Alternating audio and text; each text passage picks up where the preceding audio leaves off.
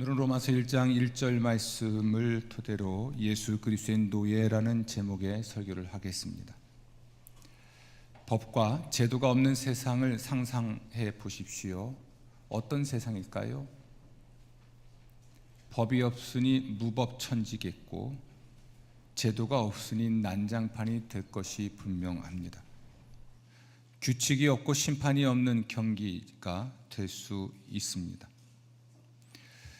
교회 생활, 신앙생활을 하면서 가장 오용남용하는 것이 은혜라는 단어인 것 같습니다.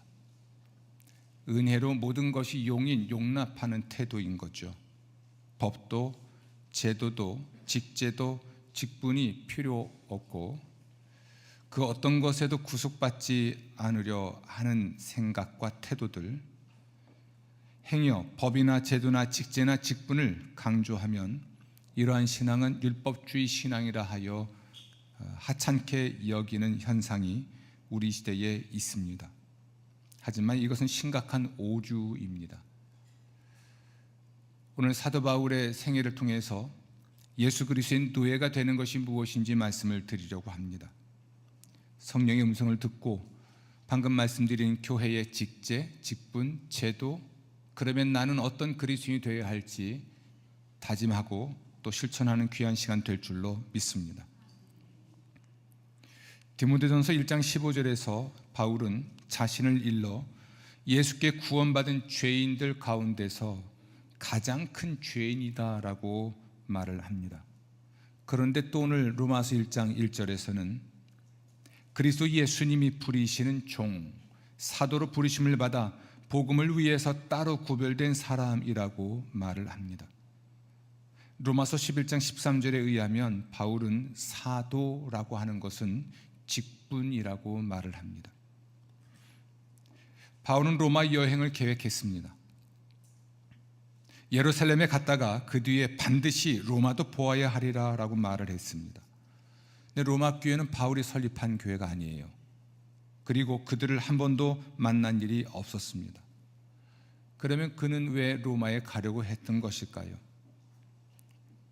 바울은 로마 교회와 사귀고 복음을 전해서 로마 교회의 문제를 해결하고 특별히 로마 교회의 후원을 받아 서바나 곧 스페인에 가서 복음을 전하려고 했습니다. 로마서 15장 24절입니다. 너희를 보고 먼저 너희와 사귐으로 얼마간 기쁨을 가진 후에 너희가 그리로 보내주기를 바람이라. 아멘. 바울은 자신을 성령의 메인자라고 생각했습니다. 그는 하나님이 자기에게 씌운 운명에서 벗어날 수도 없고 벗어나려고 하지도 않았습니다. 사도행전 20장 22절인데요. 보라, 이제 나는 성령에 매여 예루살렘으로 가는데 거기서 무슨 일을 당할는지 알지 못하노라. 아멘. 바울은 직접적인 성령의 영감을 통해서이든 아니면 예언적 은사를 받은 제자들의 말씀을 통해서이든 예루살렘에서 투옥과 핍박이 기다리고 있다는 사실을 알게 되었습니다. 그러나 그는 조금도 흔들리지 않았습니다. 그리고 예루살렘으로 갔습니다. 이때 그의 각오를 사도행전 20장 24절은 이렇게 기록합니다. 나는 내 목숨을 조금도 귀하게 여기지 않습니다. 나의 다른 박질과 주 예수님께 받은 임무, 곧 하나님의 은혜의 복음을 힘써 증언하는 것을 끝마칠 수만 있다면요. 바울은 복음을 증언하는 일, 그 일을 위해 사도의 직분을 받은 것, 그리고 사도의 직분 그것 자체를 그의 목숨보다 귀하게 여긴다는 고백입니다. 바울은 성령의 증언대로 예루살렘에서 투옥되었고 핍박을 받았습니다. 그러나 비록 죄수의 신분이긴 했으나 그의 바람대로 마침내 로마를 보았습니다. 로마에 들어갔을 때 바울에게는 그를 지키는 병사와 함께 따로 지내는 것이 허락되었지만 그는 가택 연금 상태가 되었습니다. 바울은 로마에서도 복음을 전했습니다. 꼬박 2년 동안 자기 셋집에 머물렀고 자기에게 오는 사람들에게 하나님 나라를 선포했고 주 예수 그리스도에 관한 것들을 가르쳤습니다. 조금도 거리낌도 없이 방해도 받지 않고, 바울은 순교의 순간이 된 것을 알았을 때 에베소 교회 젊은 목회자이자 자기의 영적 제자인 디모데에게 보내는 편지에서 자기의 삶에 대해 다음과 같이 밝혔습니다. 디모데후서 4장 6절부터 8절입니다. 전제와 같이 내가 벌써 부어지고 나의 떠날 시각이 가까웠도다. 나는 선한 싸움을 싸우고 나의 달려갈 길을 마치고 믿음을 지켰으니 이제 후로는 나를 위하여 의의 면류관이 예비되었으므로 주 곧 의로우신 재판장이 그날에 내게 주실 것이며 아멘. 바울은 레슬링 선수나 육상 선수와 같았습니다. 그는 포기하지 않았습니다. 끝까지 싸웠습니다. 끝까지 달렸습니다. 경기가 끝났습니다. 경주도 끝났습니다. 비록 죽음으로 끝나게 되었지만 후회는 없었습니다. 오히려 시상대에 올라 월계관을 상으로 받게 될 것을 확신하고 기뻐했습니다. 바울은 하나님의 복음을 위해 사도로 구별되었습니다.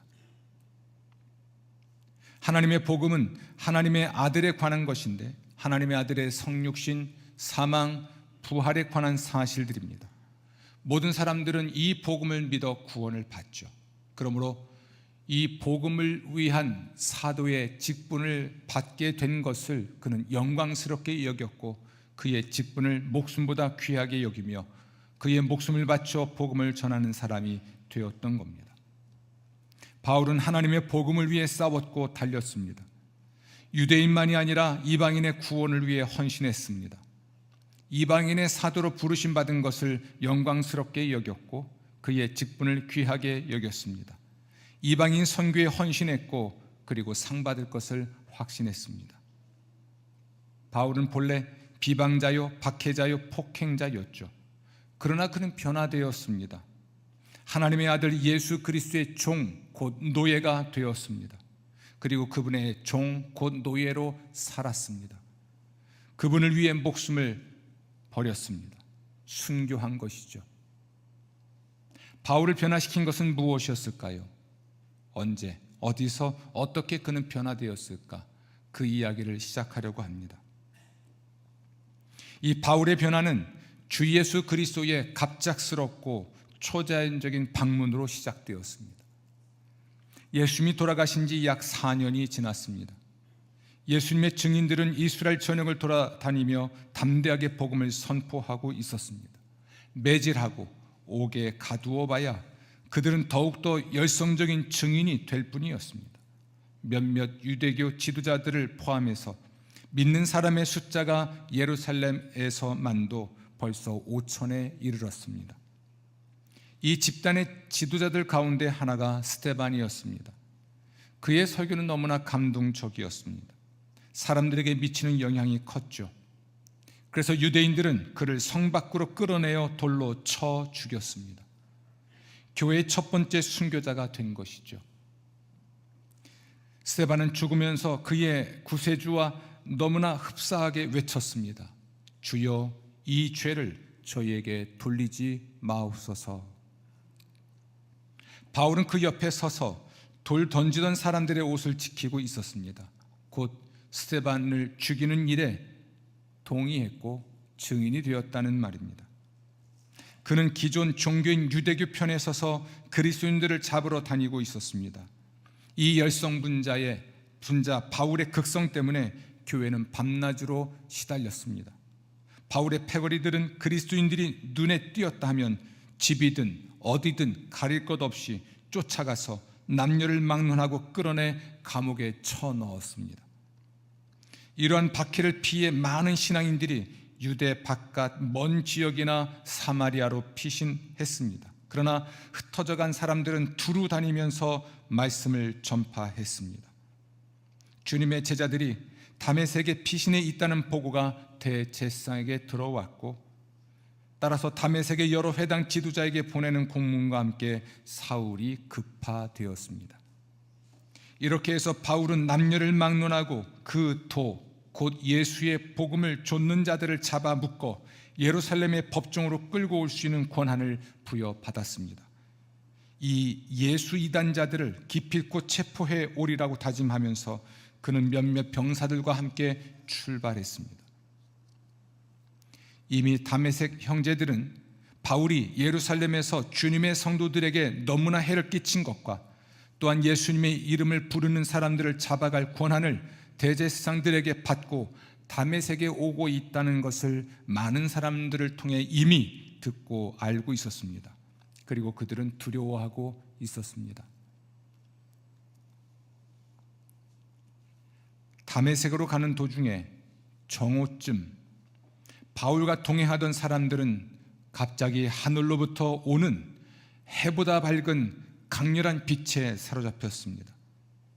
바울은 이 빛의 시력을 잃고 땅에 엎어졌고 바울의 일행은 말을 잃고 서 있었습니다.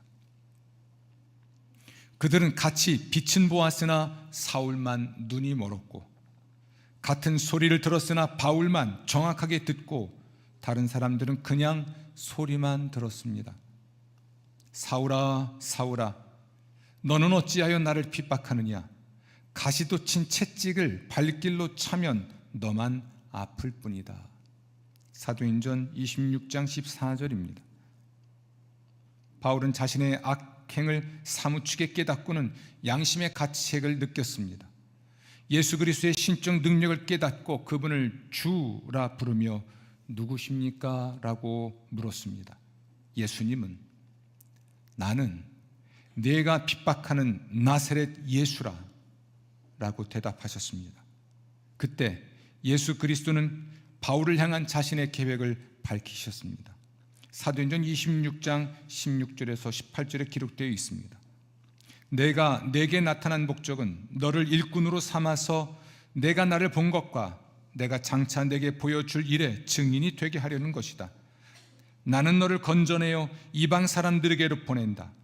이것은 그들의 눈을 열어 주어서 그들이 어둠에서 빛으로 돌아서고 사탄의 세력에서 하나님께로 돌아오게 하며 또 그들이 죄 사함을 받아서 나에 대한 믿음으로 거룩하게 된 사람들 가운데 들게 하려는 것이다. 아멘. 바울은 주님의 명령에 자신을 완전히 드리는 것을 주저하지 않았고 무엇을 해야 하느냐고 여쭈었습니다. 예수께서 말씀하십니다. 일어나 다메섹으로 들어가라. 바울은 이미 찬란한 빛 때문에 앞을 볼 수 없었습니다. 하지만 주님의 음성은 들을 수 있었는데 그는 즉시 일어나 어떤 사람의 손을 잡고 성 안으로 들어갔습니다. 직가라고 하는 동네에 사는 유다의 집에 도착해서 그는 기도하며 기다렸습니다. 사흘 동안 볼 수도 없었고 먹을 수도 없었고 마실 수도 없었습니다. 그때 예수님께서 다메섹에 있는 아나니아라 하는 제자를 보내셔서 안수하여 바울의 눈을 뜨게 하셨고 바울을 성령으로 충만하게 하셨습니다. 그날 예수님은 바울과 관련된 하나님의 계획을 아나니아에게 다시 한번 계시하셨습니다. 가거라, 그는 내 이름을 이방 사람들과 임금들과 이스라엘 자손들 앞에 가지고 갈 내가 택한 내 그릇이다. 그가 내 이름을 위하여 얼마나 많은 고난을 받아야 할지를 내가 그에게 보여주려고 한다. 아나니아가 안수하여 기도할 때 사울의 눈에서 비늘 같은 것이 벗겨져 다시 보게 되었습니다. 그는 일어나 세례를 받았고 그날 성령으로 충만하게 되었습니다. 음식을 먹었고 강건해졌습니다. 그리고 즉시로 각 회당에서 예수의 하나님의 아들이심을 전파했습니다. 다메섹에 사는 유대인들은 바울 죽이기를 공모했습니다. 바울을 죽이기 위해 밤낮으로 성문까지 지켰습니다. 이 사실을 알게 된 예수님의 제자들은 밤에 바울을 광주리에 담아 성벽에 달아내려 성 밖으로 탈출시켰습니다. 이전의 핍박자는 도리어 핍박받는 자가 되었습니다. 교회는 유대와 갈릴리와 사마리아 온 지역에 걸쳐서 평화를 누리면서 튼튼히 서갔고 주님을 두려워하는 마음과 성령의 위로로 정진해서 그 수가 점점 늘어났습니다. 한 사람의 회심과 변화가 우리 주님께 받은 직분에 충성한 한 사람이 교회에 끼친 영향이 얼마나 위대한지 우리는 알고 있습니다. 바울의 변화는 갑작스러웠고 급진적이었죠. 이 변화는 오직 예수 그리스도의 방문과 작업과 계시와 돌봄으로 가능했습니다. 다메섹으로 가는 길에 정오의 태양보다 더 찬란한 빛 가운데 주 예수 그리스도께서 바울을 방문하셨습니다. 바울의 눈이 멀게 하셨고 바울에게 자신을 계시하셨습니다. 바울에 대한 자기의 계획을 알리셨고 다메섹으로 들어가라 명령하셨습니다. 다메섹에 있는 제자를 보내어 안수하여 바울의 눈을 뜨게 하셨습니다. 바울을 성령으로 충만하게 하셨고 바울에 대한 자기의 계획을 계시하셨습니다. 이렇게 바울이 바울 된 것은 오직 우리 주 예수 그리스도의 은혜에 의한 것이었습니다.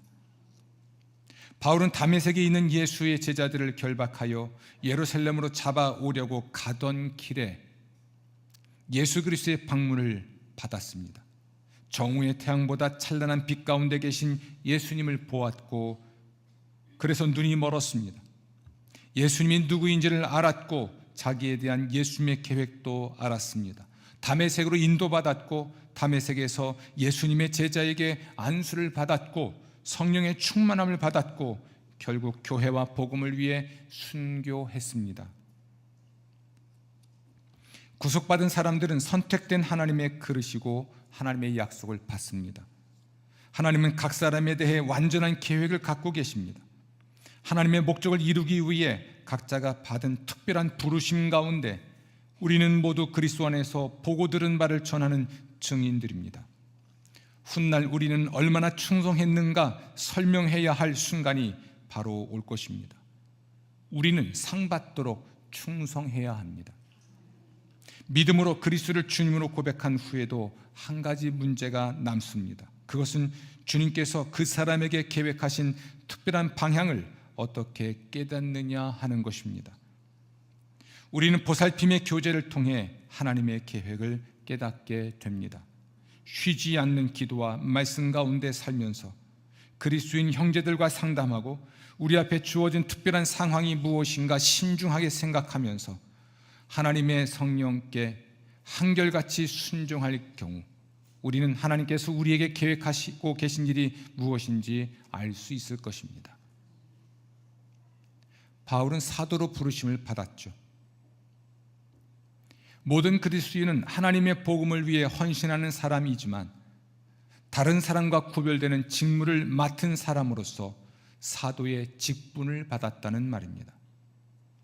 심지어 바울은 자신을 이방인의 사도로 부르심을 받았다고 말하고 이방인의 사도라는 직분을 영광스럽게 여겼습니다. 목숨보다 귀하게 여겼습니다. 사도의 직분을 영광스럽게 여긴 만큼 그는 사도의 직무에 헌신했고 하나님의 복음을 위해 순교했습니다. 직분에 대한 바울의 생각과 태도는 우리 시대 그리스도인과는 사뭇 다릅니다. 우리 시대는 자기의 직분을 하찮게 여기거나 부끄러워합니다. 직분이 그렇게 중요한가요? 그저 열심히 사역하면 되죠. 이런 분들은 대체로 사역하지 않습니다. 사역하지 않을 건데 직분을 맡지 않는 것이 맞는 일이죠.